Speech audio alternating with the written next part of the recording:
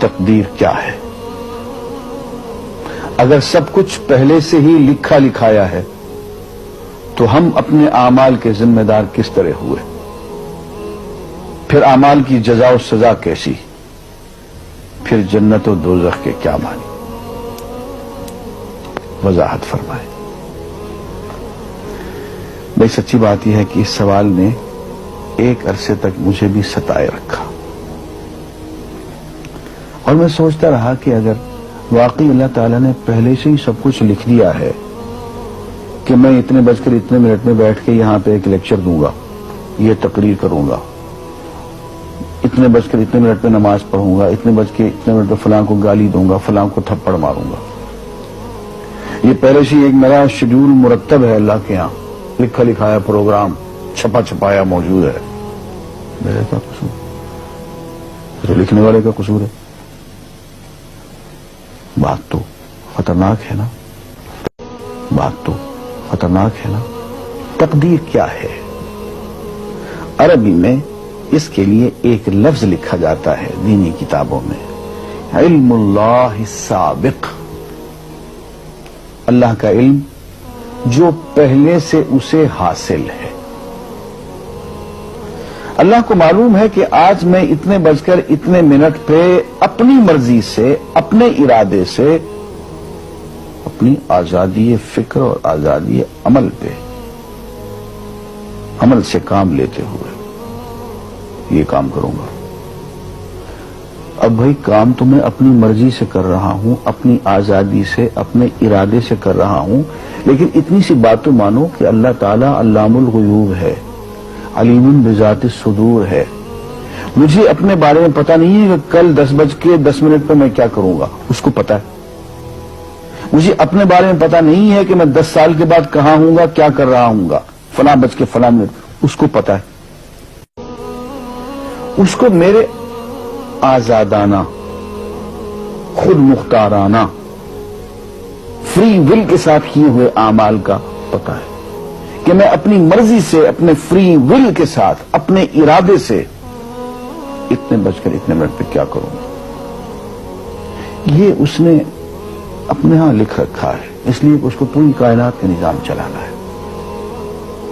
اس کا علم جو ہے وہ صحیح ہے، لیکن اس کا علم میرے ارادے سے نہیں ٹکراتا ہے۔ یہ بات میں ایک مثال سے سمجھاؤں گا۔ میرے ساتھ ایک واقعہ پیش ہو گیا، اس دن مجھے تقدیر سمجھ میں آ گئی کہ ہوتی کیا ہے۔ 1971 کی بات ہے کہ یہاں اکاؤنٹنٹ جنرل آفس میں میں ڈپٹی اکاؤنٹنٹ جنرل تھا۔ اس زمانے میں ایک مشہور نجومی تھا شیخ صادق، یہاں قلعہ گزر سنگھ میں رہتا تھا۔ وہ پتہ نہیں بیچارہ زندہ ہے یا فوت ہو گیا۔ انہوں نے دروازہ کھولا، میرے کمرے میں آ گیا۔ کیا صاحب، ہم آپ کی خدمت کرنا چاہتے ہیں، ہم آپ کو مستقبل کے بارے میں کچھ بتانا چاہتے ہیں۔ میں نے کہا میرے پاس فضول باتوں کے لیے وقت نہیں ہے، میں علم نجوم وغیرہ کو، اس قسم کے یہ فضول باتوں کو میں نہیں مانتا ہوں، مشغول آدمی ہوں، ان چکروں میں مجھے مت ڈالو۔ انہوں نے کہا سر مجھے صرف 1 منٹ تو آپ دے دیں۔ میں نے کہا ہاں 1 منٹ دیتا ہوں۔ اس نے ایک بہت بڑا کاغذ میرے سامنے لکھا جس پہ 40 خانے بنے ہوئے تھے، 40 چیزوں کے نام لکھے ہوئے تھے، مختلف چیزوں کے نام، کتاب، قلم، اینک، کاپی، دوات، پینسل، میز، بادل، برکھا، مسجد، مندر، ایسی ایٹ رینڈم چیزوں کے نام، 40 چیزوں کے نام لکھے ہوئے تھے۔ وہ کہنے صاحب آپ ان میں سے کسی ایک چیز پہ انگلی رکھ دیں یا اس کا نام آپ اس کاغذ پہ لکھ دیں۔ اور مجھے یہ کہتے کہتے اس نے ایک پیس آف پیپر میری میز سے اٹھایا اور اس پہ کچھ لکھا اور اس کو یوں الٹا کے رکھ دیا۔ میں نے کہا تم نے یہ کیا کیا؟ کہنے لگے جی میں نے وہ چیز لکھ دی ہے، وہ نام جو ابھی آپ لکھیں گے۔ تو اب میں پریشان ہو گیا۔ تماشا کی بات ہے نا کہ جو چیز میں سوچ سوچ کے اپنے ارادے سے، اپنی مرضی سے ابھی لکھوں گا، اس نے پہلے جو لکھ کے وہاں رکھ چھوڑ دیے میرے سامنے۔ اب میں سوچ میں پڑ گیا کہ یار وہ چیز لکھوں جو اس نے نہ لکھی ہو، کبھی میں اس کا ارادہ کروں، کبھی اس کا ارادہ کروں، اب تنگ آ کے آخر میں نے کسی ایک چیز کو لکھ دیا کہ میری یہ ہے۔ اس نے جب وہ الٹایا تو وہ وہی چیز نکلی۔ اب پتہ نہیں یہ کیا چکر تھا اس کا، خدا ہی جانے۔ کوئی اس کا علم ہوگا، کوئی فن ہوگا، کوئی تک بازی ہوگی، تک بندی ہوگی کوئی. لیکن اس دن مجھے پتا چلا کہ یار اس کو جو کچھ میں نے لکھا ہے اپنے ارادے سے لکھا ہے، اپنی مرضی سے لکھا ہے، اس سے پابند ہو کے نہیں لکھا. کبھی اس میں انگلی لگاتا تھا، کبھی اس پہ، کبھی اس پہ، آخر چن کے ایک لکھا میں نے. لیکن اس کمبخت کو پہلے سے پتا تھا کہ میں کیا لکھنے والا ہوں، اور اس نے پہلے سے وہاں لکھ کے رکھا ہوا تھا. میں نے کہا یار ایک محدود علم والا آدمی میرے آئندہ کے اعمال کو اپنے ہاں لکھ کے رکھ سکتا ہے. چن کے وہ عمل میں اپنی مرضی سے کر رہا ہوں، اپنے ارادے سے کر رہا ہوں، کوئی مجبوری نہیں ہے اس میں. لیکن وہ میری مرضی والا عمل، میرے اپنے ارادے سے کیا ہوا عمل، پوری آزادی کے ساتھ کیا ہوا عمل، اس نے پہلے سے اپنے یہاں لکھ کے رکھا ہوا. یار اگر یہ انسان کر سکتا ہے تو رحمان کیوں نہیں کر سکتا؟ اس نے میرے سارے اعمال جو میں آئندہ چل کے کرنے والا ہوں، وہ سارے کے سارے اعمال اس نے اپنے یہاں لکھ کے رکھے ہیں. اس کو انتظام کرنا ہے، میرے رزق کا انتظام بھی کرنا ہے، آگے میری زندگی، میری موت، میری قبر میں اکوموڈیشن کا پتہ نہیں کہاں کا میرے اس نے انتظامات کرنے ہیں. تو میرے بارے میں اس نے سارا کا ڈیٹا کلیکٹ کر کے رکھا ہوا ہے اپنی انفارمیشن کے لیے کہ یہ اپنی مرضی سے کیا کیا کچھ کرے گا.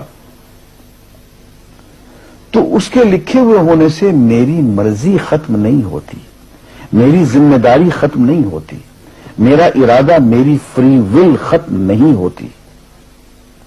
یہی وجہ ہے کہ ہم جو اعمال کرتے ہیں اس میں سے اللہ تعالیٰ اس کی کچھ ذمہ داری ہم پہ ضرور ہوتی ہے.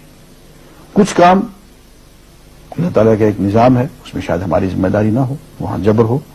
لیکن کچھ اعمال ایسے ہیں جن میں خالصتاً ہمیں آزادی حاصل ہے، ہمیں اختیار حاصل ہے، ہم ان کے ذمہ دار ہیں، ہمیں ان پہ جزا ملے گی، ہمیں ان پہ سزا ملے گی، اللہ تعالیٰ بچائے. اور جزا ملے گی تو جنت ہوگی، سزا ملے گی تو دوزخ ہوگی. لیکن آزادی عمل اور ارادہ ضرور ہے.